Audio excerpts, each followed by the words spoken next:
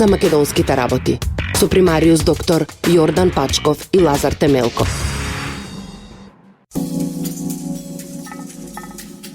Добро вечер во новото издание на емисијата за македонските работи.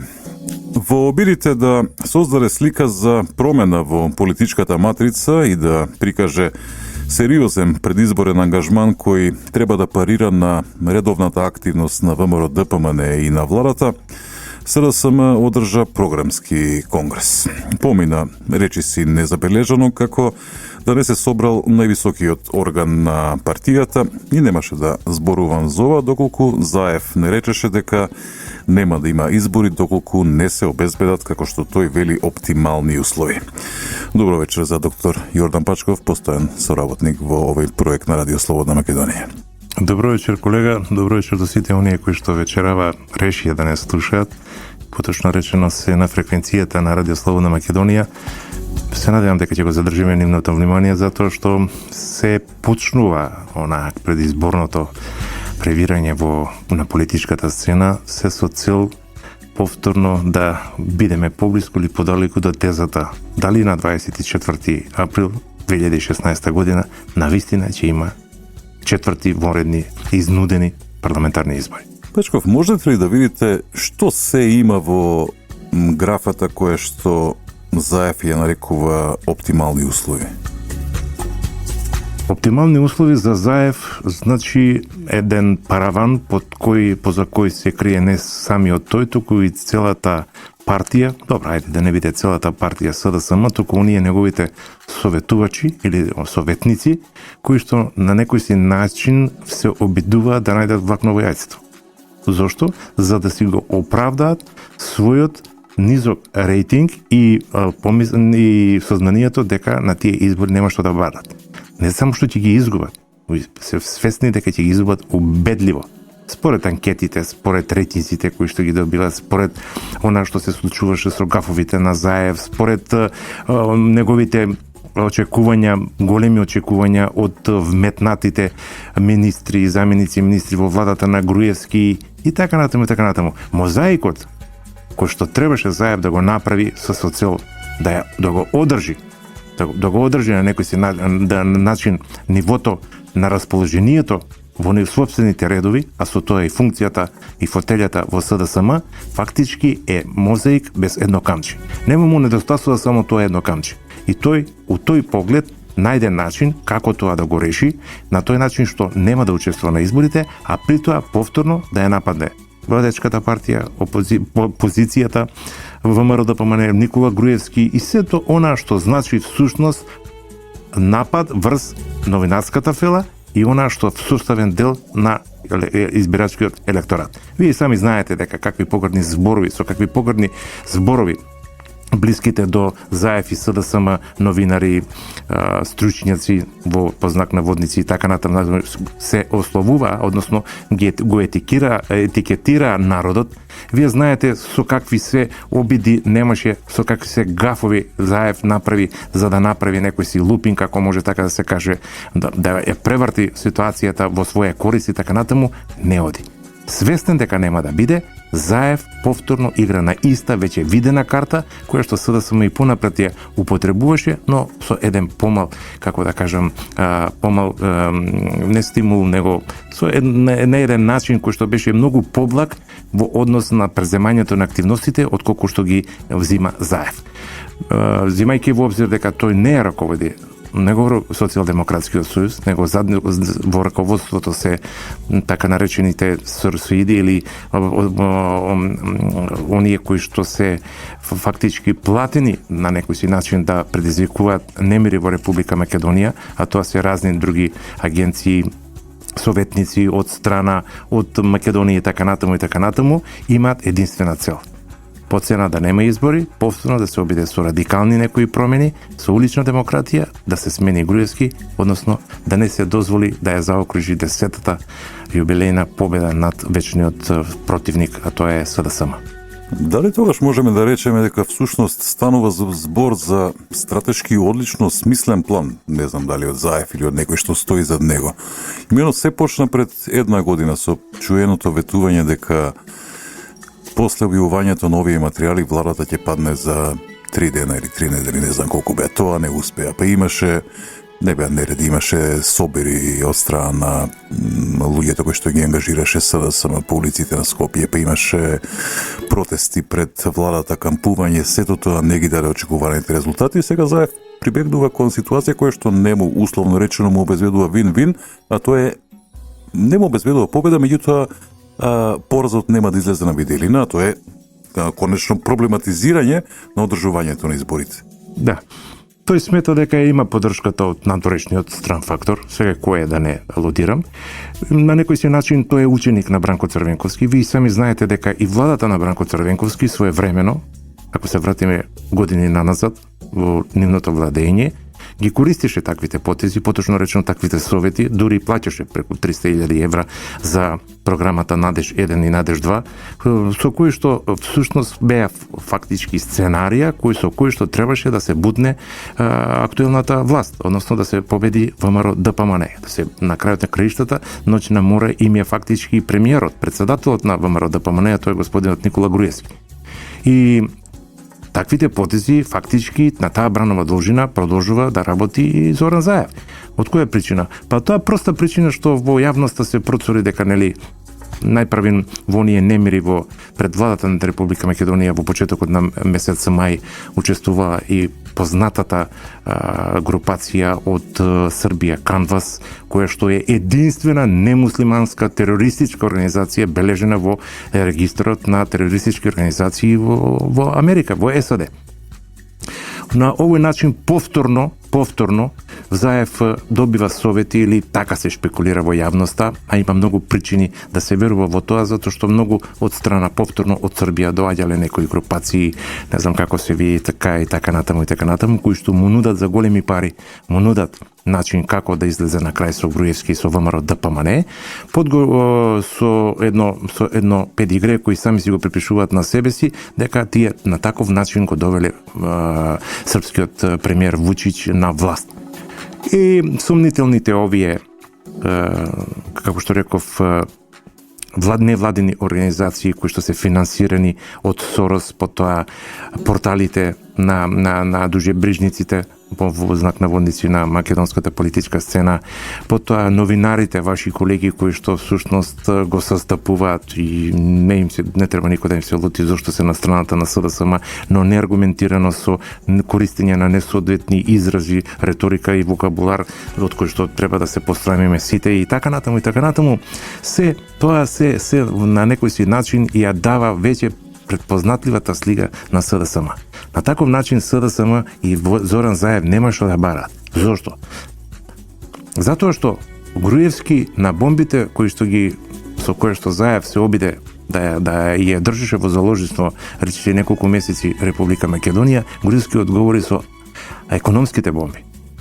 Тој си ја работеше својата работа како премиер, се разбира, и водеше фронтална битка со представниците на СДСМ, но не ги запоставуваше своите државнички задолженија, не ги ставаше на друга страна и во втор план економските процеси кои што всушност беа приоритет во програмата и во агендата на претходните избори, и на крајот на краиштата сето тоа почна во овие тешки, можам да кажам, политички времења за Република Македонија да даваат некои си надежи за розова идна на Република Македонија. Пред се мислам нападот на невработеноста во Република Македонија, доведување странски инвестиции, значи покачување на стандардот на живењето во Република Македонија, субвенциите за кои што навистина до израз особено оваа година, во кој што ако земете од времето на владењето на Груевски или на ВМРО од 2006 до сега има дадено негде близу милиарда, или ајде бидеме поточни, околу 800 милиони евра, што е нонсенс во политичките потези на претходните влади и премиери, кога во прашање беше нивното владение, односно нивната власт.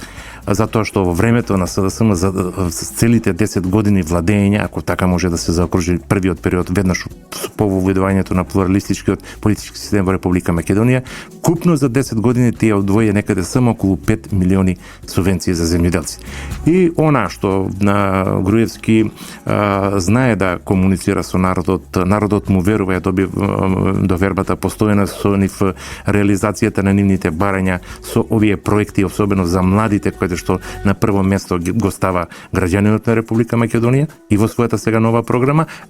И ова второто што всушност младиот човек да се задржи, да остане во Република Македонија, да му се олесни неговиот живот преку вработување, преку проектот Македонија вработува, преку разните проекти за вработување во странските инвестиции, гринфилд инвестиции во Република Македонија и на крајот на краиштата и решавање на нивниот статус. Кога ја велам статус, пред се мислам на она најкапиталното, најважното горечко прашање за еден млад човек до 35 години, а тоа е да си го реши своето стамбено прашање. Проектите како што се купи куќа, купи стан, сега најновиот проект, мислам дека во четврток преку пресконференција беше обелоденет од страна лично премиерот Груевски, купи куќа за млади луѓе, на некој си начин всушност ги оправдуваат и ги очекуваат сите некои надежи кои што треба да се реализираат, а тоа всушност фактички, кој што реков, усклоп на една економска бомба кој што тој сигурно во ракави има уште во текот на до неговото поднесување на оставка на 15 јануари, мислам дека беше според договорот од Пржино, ќе чуеме уште многу пријатни изненадувања од негова страна. Како ја коментирате одлуката на СДСМ што ја соопштија во четвртокот дека се уште нема да ги предадат прислушкуваните материјали што ги имаат до специјалното јавно обвинителство, затоа што тие во комуникација со обвинителството процениле дека нема услови за нивна заштита. Толку ли е беззначаен Оливер Спасовски во Министерството за внатрешни работи, па не може да нареди тројца полицајци да да чуваат тој материјал? Ајде, кажеме сликовито. Оливер Спасовски стана прв полицаец. Така, бара, добија на некој си начин.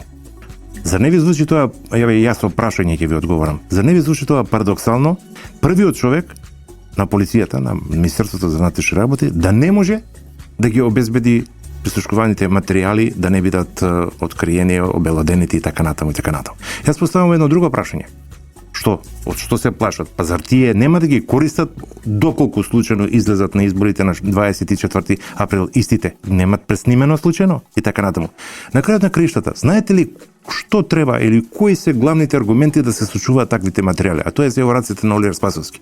Оливер Спасовски не сака тоа да го направи или се прави наивен, што мислам не оди во контекст на неговата политичка кариера, но дека се размислува тој.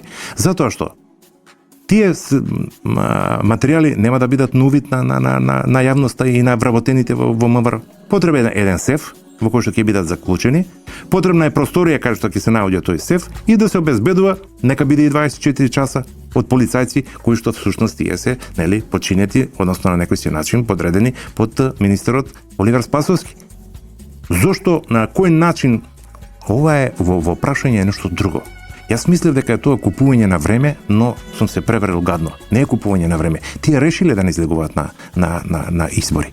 И ова е начин само за да најдат оправдување да кажат дека сите рокови се пробиени, не успевавме да ги спроведеме заложбите, односно подпишаните заклучоци на состанокот во Пржино, ама за тоа е криво ВМРО ДПМН. Затоа што не обезбедува оптимални услови да се зачуваат тие материјали кои што не баре се од витално значење за Република Македонија. Значи ова се во делот на оптимални услови. На почетокот што ги спомнав. Како? Не. Значи чувањето на документите во делот на оптимални услови што Заев ги спомна. И чувањето. А кој може подобро да ги чува, да кажеме, од една институција како што е Министерство за внатрешни работи? Кој ја управува таа? Кој управува со таа институција? Значи, во овој начин ќе замижуваме пред јавноста, значи ќе се правиме дека фактички не е тоа наша ингеренција, тоа е срамота да го каже, само очекувам каква ќе биде реакцијата, што ќе изјави Оливер Спасовски во овој поглед, а на друг начин сакаат искрено да кажат дека не е упрашање тоа, него ние решивме да не излегуваме на избори на 26 на 24 или на 26 како беше април 24 април 2016 година, од проста причина само на некој си начин да кажеме дека имаме изговор. Што е планот Б, ја не знам. Поза тоа сигурно се крие нешто друго. Но на ваков така лаички начин на објаснувањето зошто не ги доставиле документи, ако може така да се наречат, за бомбите, е помалку и смешно. Зошто? Тие се едни од подписниците на заклучокот на записниците во Пржино. Каде што Заев покрај обврската да ги врати парламентарците, односно члените на СДСМ во парламентарните клупи, требаше истиот ден да ги предаде и сите документи со кои што располага, дали се легитимни, нелегитимни, прислушкуваните документи, да ги предаде во јавното обвинителство. Потоа му беше пролонгирано од специјалното јавно обвинителство до 30 ноември, а денеска сме 20 декември.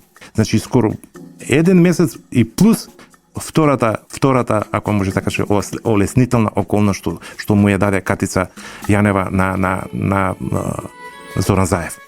Значи, и тука се пробиени тие рокови, и кој ги пробија тие рокови?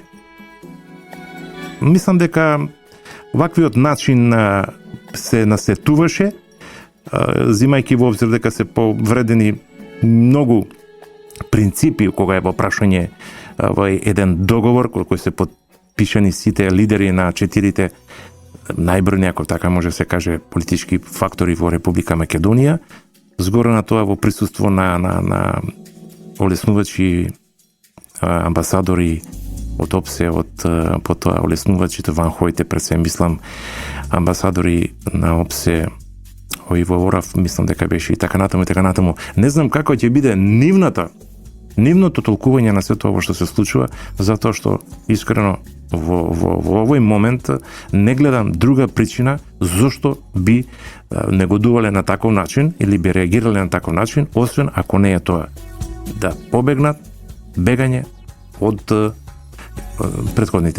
следните изборите што следат во април. Правиме куса пауза и продолжуваме со разговорот. Почитувани повторно сте назад во студиото на Радио Слободна Македонија со емисијата за македонските работи. Господине Пачков, спомнав пред малку дека СДСМ се уште не планира да ги даде материјалите што ги поседува да ги предаде до специјалното јавно обвинителство. Образложението на Шилегов, Петре Шилегов, зошто тоа нема да го направат, беше дека меѓу тие материјали имало документи кои што се класифицирани како службена или државна тајна и дека ако се изгубат, тоа би имало несогледиви последици по политичкиот процес и целиот воопшто правен процес. Зошто тогаш ве прашувам, СДСМ се обиде да направи случај од барањето на премиерот Груевски да сведочи пред анкетната комисија, но не пред камери, затоа што и прашањата до него исто така може и веројатно биле со нота на државна тајна, или пак уште повеќе Шилегов дури и не му дозволи на Ставески да сведочи пред анкетната комисија, доколку тоа не биде на јавна седница.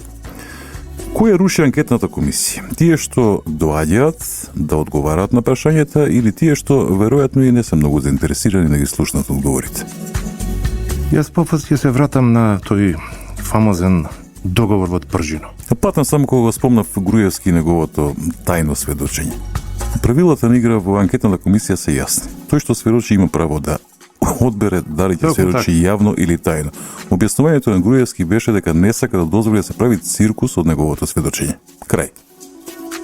Токму така. Затоа и не случајно. А дека имало циркус, а дека имало вистина во тоа што го вели Груевски, се докаже во четвртокот кога Ставески не стигна ни на ред за сведочење. Реков, повторам, па се навраќам на тој фамозен договор во Пржино. Ви знаете дека со какви судни маки беше подпишан, или специјално Хан доаѓаше, па си отиде, па остави на овие присутство дека олеснувачи да го решаваат тој проблем и така натаму, и она што беше договорено, ама постојано се менува или се надополнува. И тоа се во интерес на СДСМ. И во овој случај, во самиот договор, во заклучок, во пржино, анкетната комисија има право да повика сведоци.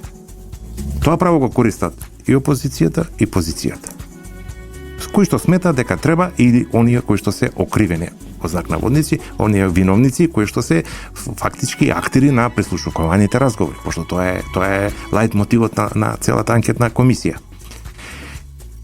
Таму отворено беше запишено, а тоа го потпишаа сите 4 партии и згоре на тоа и опозицијата и овие представниците, односно Зоран Заев и така натаму, дека дискретно моje право е да проценам дали јас треба да зборувам, да одавам и јавни тајни, односно да одавам тајни пред широкиот аудиториум, кои што нема да дадат на никој си начин плюс поен во решавање на проблемите, или тоа да го кажам на оние компетентите, најповиканите, а тоа се членовите на анкетната комисија која што формира Собранието на Република Македонија по предлог на партиите. Шилегов, земајќи го во обзир по неговите гафови што правеше нападот на Авировичка, вие сами знаете, во истата анкетна комисија, омаловажување на членовите на анкетната комисија на ВМРО ДПМН и уште некои други гафови, неговиот начин, ајде сега да не бидам безобразен па да кажам дека бил припит кога ги водел состаноците, односно анкетните комисии, тоа се шпекулации најверојатно и така натаму. Неговата интелигенција се стави на едно ниво испод разината на очекувањата. Еден таков човек да води една таква анкетна комисија со кој што се занимава со суптилни работи, не може да бара или да прекинува седници доколку дотичната личност која што треба да дава изјава си го бара дискреционото право да бидат тие поза затворени врати, без присуство на медиуми, без присуство на новинари. Тоа Груевски децидно го направи и беше одржана. Ги даде одговори на сите прашања кои што однапред ги имаа подготвени овие членовите на анкетната комисија. И повторно Шилегов не е задоволен затоа што тоа било напишано писмо или сценарио кое што Груевски го први го прочитал и така натаму. Не е така. Не се сложам со тоа. Ако не сум присуствувал на таа седница, верувајте, Груевски не е таков. Сега, овој преседан што го направи во четвртокот, кога заседаваше анкетната комисија и кога на дневен ред беше фактички, ако може така се каже, министерот и вице-премиерот, министерот за финансии господинот Зоран Ставровски, човекот дојде во собранието, му ги затвори вратата. Поточно речено, после еден час надмудрување помеѓу двата табори, СДСМ и ВМРО ДПМН, таборот предводен од Шилегов на СДСМ и на ВМРО ДПМН, мислам дека Милошовски ги застапува интересите на анкетната комисија од страна на ВМРО ДПМН, не роди совплод. Впрочем, председателот си го седе своје право да го прекине состанокот, се до оној момент Зоран Ставровски мора да јавно да ги даде своите искази пред новинарите, пред јавноста и така натаму. Тука се гледа една позадина. Ќе правиме циркус од нешто кое што е многу суптилно, тема која што е многу битна.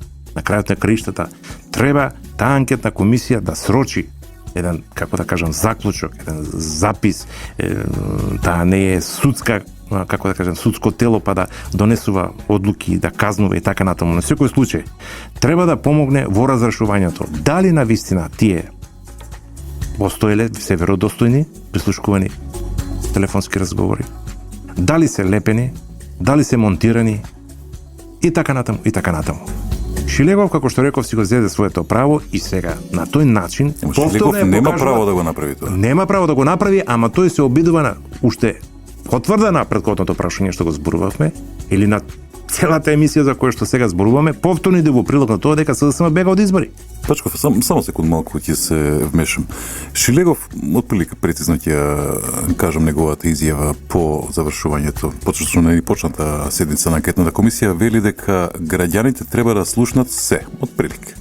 Велам за да имале увид и да знаат што точно е вистина или што не е. Некако така беше формулацијата на Шилегов.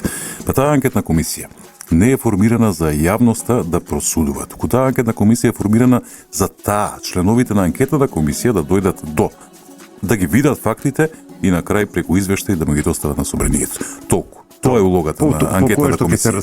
Ќе се расправа и ќе се донасаат. А не граѓаните да седат дома и да гледаат телевизија и да викаат ова е точно. Театар за широки маси не се прави, ал некој тој го преискористува. Затоа велам, помалку искрено да ви кажам, се сомневам во политичките, како да кажем, настапувања на Шилегов, затоа што го преискористува тоа право. Толку горопадно настапува и неговиот однос према, сепак се тоа функционери, сепак се тоа министри, сепак се тоа Груевски премиери и така натаму. Вие не мора да го почитувате, не мора да го сакате, ама ќе се однесувате коректно према една институција. Да видиме како ќе се однесуваат на следните кандидати, односно овие што ги предложило ВМРО ДПМН. А вие знаете кого предложил? Зоран Заев. Да видиме дали ќе бидат тие јавни и ако бидат јавни, што ќе се изроди од сето тоа. Повикан е, мислам и дека синот на Верушевски е повикан. И како трет беше овој третиот случај од Струмица. Палифров, мислам. Да, Палифров кој што е вмешан во оваа пуч, во аферата пуч. Да видиме како на тоа што ќе биде. И тоа би сакал, и тие истите би сакал да бидат за затворени врати од проста причина да се сочува нивото на институцијата парламент или анкетна комисија, како сакате. Затоа што на овој начин се дава шанса за многу шпекулации, за многу искривување на факти. На овој народ, пред се, македонскиот народ му е преку глава од политика. Благодарение, па ние колку, 9-10 месеци се занимаваме со оваа проблематика. Кога започна бомбите на Заев. Активно од почетокот на февруари. И искрено, ја имам пријатели со кои што дискутирам, луѓе ме среќаваат, кои ме препознаваат и така натаму. Едва и чека да дојдат тие избори и да се заврши оваа фарса ако може на таков начин. Ја може би ги декоражирам во некој си начин, али нема завршување. И после тоа нема да се заврши. Искрено да ви кажам, без разлика каков ќе биде епилогот и исходот. Иако се знае. Во секој случај, како што реков, ќе имаме многу интересна пролет, во која што на некој си начин политичките намудрувања за некого ќе бидат катастрофа и смирувањата ќе ги бараме таму некаде во есента. Пачков, бевте активен во политиката, сте учествувале во избори тука, сигурен сум дека ви е позната алатката за проверување како електоратот реагира на спроведените политики и најавата на нови политики. Зборувам за анкета или за спроведување на јавното мислење. Последната анкета ја спроведе Брима Галуп и во неја се детектира убедлива победа на ВМРО ДПМН на престојните избори.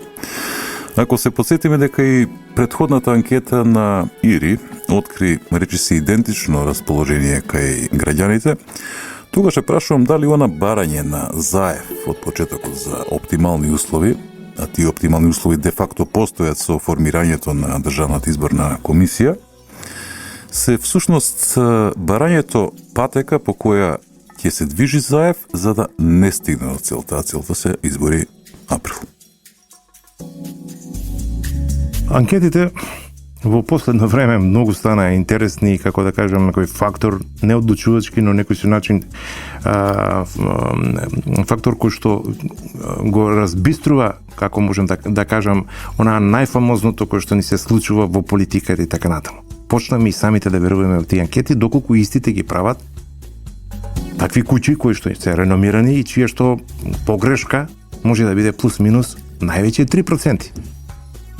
Ние имаме, како што реков, Републиканскиот институт, Меѓународен републикански или Интернационален американски републикански институт од Америка, тој ИРИ, Брима Галуп, кој што можем да кажам е истоставен дел како една сериозна анкетна куќа. Потоа имаме од нашите Павел Шатев, па го имаме овој на Ѓорѓи Спасов, рейтинг. И уште некои многу други кои што некако сакале или не сакале се најде во фокусот на интересирањето. Парадоксално е тоа што едните и другите нема добре, да кажеме, во тие рейтинг испитувања на македонската јавност, без разлика од која страна доаѓаат. Сега се изнајде, и тоа се најде човек кој што го сметам, кога го ославуваат со професор, го сметам како навистина една голема личност, особено во времето на Бранко Црвенковски, во тоа гарнитура на СДСМ и така натаму, премислам на Ѓорѓе Спасов, кој што почна да се занимава и тој со испитување на рейтингот, и неговата анкетна рейтинг компанија почна да прави парадоксални грешки. Вие сами знаете дека кога беа изборите, тој дури беше убеден и неговите анкетни резултати покажува го тешеа или му дава надеж на Заев и на СДСМ дека Пендаровски ќе го растори Ѓорѓе Иванов за време на претседателските избори. Дека СДСМ и ВМРО се тука некаде близко со рейтинзите, некаде разликата е 2 до 3%. Ама ќе ги стигнеме и ќе ги престигнеме. Така беа изјавите на челниците на СДСМ и така натаму. Потоа да се навратам анкетата која што ја правеа за градскиот трговски центар во Скопје. Се сеќавате? Тие излегоа со податок дека 83% од гласачите ќе бидат за тоа да остане онака како што е автентичен градскиот центар, без да му се даде шанса на Груевски у барок стил да го решава и така натаму и така натаму. Што се случи?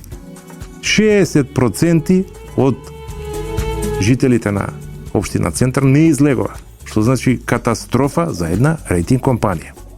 И не би му замирал ништо, токму тој Ѓорѓе Спасов рипна и почна да вели дека се нарачени анкетите на Република и на Брима Галуп за рейтингот, ова последниот што беше, на Груевски, каде што е 3,5 некаде предноста, 3,5 пати повеќе има проценти од Зора Заев. Каде што СДСМ, каде што доколку се направат избори, да кажеме следната недела, ВМРО убедливо ќе победи на тие избори. Дека народот големе процентот кои што има многу доверба во политиките на ВМРО ДПМН. И многу други работи, сето тоа направено на испитаници на 1106 испитаника. Обично се бирале млади луѓе, каде што за прв пат се изземени припадниците на етничките заедници во Република Македонија. Од која причина? Вие сите знаеме, колку и да ги анкетираме тие луѓе, тие сите ги си гласаат за своји, пошто имаат неколку политички партии, ги си гласаат за своите. Дај да го видиме расположението на македонецот. Да видиме тој за кого е. Тука е болката. И Ѓорѓе Спасов најде да каже дека како тоа е можно таа иста анкета да ја користи и Брима Галуп и Република и да ја користи, пошто таа е веќе направено од Ири. Многу малку му требало да провери на било кој сајт на интернет или на било која интернет страница да види дека ги помешал месеците. Може би се точни датумите. Мислам дека беше 29 септември. Едната е крајот на октомври. До 5 октомври. Да. А втората е 29 октомври до 5 ноември. Значи, некои работи или пак тој ги кажува реалните резултати само на одредени луѓе, кои што пак, како што реков, да не дојде демотивација на членството, ги молчат, ги премолчуваат. Не сме сретнале се уште партија која губи на анкети да каже да резултатите се точни. Сега да бидеме Ама не е оваа прва анкета, не е последна, ќе ги има уште многу и така натаму. Врз основа на тие анкети, добро познавајќи ја стратегијата на водењето на политиките во ВМРО ДПМН и така натаму, тие користат не дали се позитивни или не. Кој е следниот чекор? Ако разликата е мала, како да се зголеми? Ако е приближна, како да се победи на некој си начин? Во секој случај, луѓе кои што се занимаваат, сериозни луѓе кои што се занимаваат со аналитика, работат во таборот на ВМРО ДПМН, стручњаци пред се и така натаму, и на крајот на краиштата повише се ослонуваат на анкетите од странство за разлика од анкетите во Македонија. Од проста причина што истите ќе бидат ставени на нож доколку се повикаат на нив. Уште една пауза и продолжуваме и привршуваме со емисијата. Назад сте со емисијата за македонските работи на Радио Слободна Македонија. Пачков, завршно прашање. Што би направиле вие кога би биле во позиција на СДСМ, да сакате да победите, а Против себе имате екипа во една топ реализаторска форма, а при тоа знае да игра и во одбрана. Да речеме, условно, дека се согласуваме ние двајца, дека најавата за легализација на марихуанат во медицински цели и бесплатниот автобуски превоз за студентите се предизборен политички маркетинг. Меѓутоа, познавајќи ве една година работиме заедно, не верувам дека како политичар тоа би го рекле гласно, затоа што знаете како тоа би звучало. Студенти, немојте да се возите бесплатно, тешко болни или сериозно болни, немојте да посегнете по алтернативата за подобрување на сопственото здравје, само затоа што оваа власт вам ви го нуди тоа. И уште едно прашање. Ајде, тоа е предизборен политички маркетинг, да речеме, реков некој условно ќе се согласиме. Меѓутоа, што би направиле со бројката од 25,5, а тоа е процентот кој што зборува за намалувањето на невработеноста во Република Македонија, и тука никако не може да зборуваме за предизборно ветување, затоа што таа бројка всушност е резултат на минат труд. Јас би рекол и вие претходните, него ајде. Условно се да имаме за што да разговараме. Условно точно е и така натаму. Вие знаете дека во ВМРО ДПМН се води сметка за секој категорија на возрасти и па и на младите. Сега се можеби во центар на вниманието младите од повеќе причини, сега не сакам да елаборирам за тоа, но ќе ви кажам дека тоа беше тој проект или таа активност на ВМРО ДПМН беше метната во програмата со која што се излезе на последните парламентарни избори. Може би марихуаната, користењето на маслото од канабис сатива или марихуана беше изнудено од проста причина што се наметна од јавност како такво. И се уште тој процес не е завршен, потреба уште да се направат некои трибини, да се слушне гласот на народот и размислувањата и потоа да се повлече оној конечниот потек, затоа што нема да бидеме прва ни последна земја, затоа што во Република, се извинувам, во Европската унија 13 држави го имаат канабисот признаено како алтернативно средство за лекување на некои симптоми, па и за потешките болести, како што се малигните заболувања и така натаму. Ние имавме во една емисија дискутиравме токму за тоа. Тоа да го ставиме. Верувајте, од секогаш сум се радувал на бројки кои што значат успех во било сечие работење. Особено кога еден од најгорливите проблеми во Република Македонија, кој што е ставен како приоритетен за решавање во политиките на владата на Република Македонија. И во новата програма, доколку има избори, кој што ќе биде напишана од јавното мислење на граѓаните на Република Македонија, е намалувањето на невработеноста во Република Македонија. Македонија, која што, ВМРО ДПМН, кој што наследи во 2006 година, кој што наследи стапка на невработеност од 38, нешто, приближно 39%, успеа во 9 годишниот мандат да ја намали на историско едно ниво 25,5% со тенденција понатаму, затоа што се уште не се искористени сите ресурси, да се намали и да дојде некаде феноменални 22-20% за ова Република Македонија. За толку кус период, во време кога се уште се чувствуваат последиците од светската економска криза и од европската должничка криза. Да не заборавиме, со тоа што ни се случи бегалци, знаете и самите, потоа што ни се случи она што се случува постојано континуирано 23-4 години со јужниот сосед за името. Не сме членка на ЕУ, не сме членка на НАТО. Не сме членка ваму, онаму и така натаму и така натаму. Тие 25,5% се должат пред све на проектите кои што владата на Република Македонија ги предвид. Вие сами знаете. Значи, уведување на странски капитал, отварање на Гринфилд и Браунфилд инвестиции во кои што многу млади од Република Македонија си го најдаа своето работно место. Значи, тие се на некој начин столбови на семејството кои што понатаму економијата кај нив ќе биде сведена, што се вели на минимум.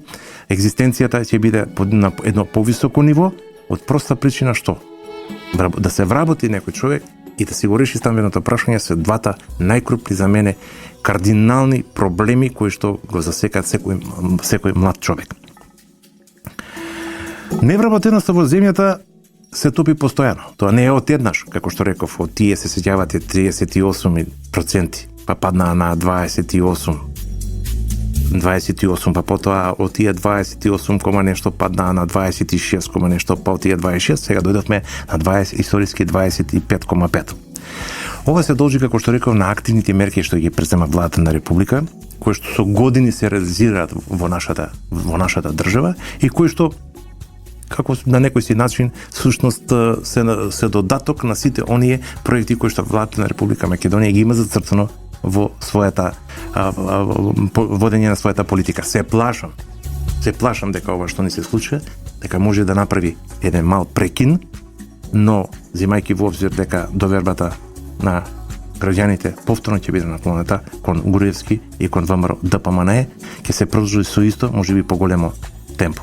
Тука ги надавам проектот, го дадам Македонија вработува, каде што има некаде околу над 10.000 луѓе млади вработени. Потоа тука ги додавам и грижите, односно проектот за самовработување Република Македонија. Ако на сето тоа, како што реков, ги дадеме и странските инвестиции кои што се преточија во вработување во нивните фабрики во Република Македонија, каде што имаме некаде над 50 такви фабрики направени во разните тирзови, во многуте тирзови во Република Македонија. Сето тоа дава, една ведра, оптимална слика дека Македонија се движи по вистинскиот пат. Оваа влада треба да продолжи по исто темпо и мислам дека нема да скршне од тој курс, затоа што тоа е добитната комбинација за доверба, да стекнување доверба на граѓаните и пред се изјаснување на гласачкиот електорат на било кои избори. Или ако се вратиме на почетокот на премиерската кампања на Груевски, тогаш ќе дојдеме до заклучокот дека бил во право кога рече да, јас ветувам, меѓутоа ова што го ветувам вработување, ветувам инвестиции, ветувам поголеми плати, ветувам пензии, меѓутоа нагласувам дека тоа нема да дојде преку ноќ или за ден или за недела, туку дека тоа е процес. Лазар, дозволи ми само да го кажам ова, може би го испуштив, али случајно, кога програмскиот конгрес на СДСМ се одржа, едно од главните лајт мотиви беше или сюжето беше пораката дека ќе СДСМ ќе враќа средната класа. Тоа е исто СДСМ за кое што и странците се изјаснија во своите извештаи дека најголемиот процент на невработеност бил во нивното време, до 2006 година.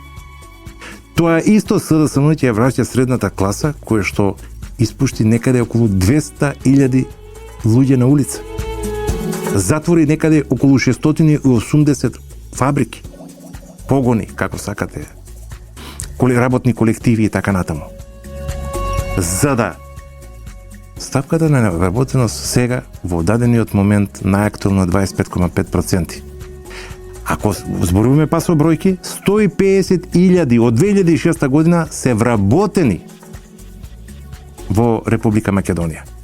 Показатели кои што повторно идат на тезата како што ја почнава емисијата, дека ги добро знае и Заев и СДСМ уште една шанса да побегнат, да не излезат на 24 април 2006 година на избори. 16 година на избори.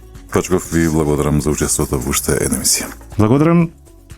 Ние сигурно пак имаме слична, ако не може би со оваа тематика, али по содржина и по тема, посиже емисија идната недела. Се надевам дека повторно ќе бидеме на ова иста бранова должина и фреквенција, се разбира со слушање од нашиот заинтересиран македонски народ, кој што искрено да ви кажам го претворивме во политичари.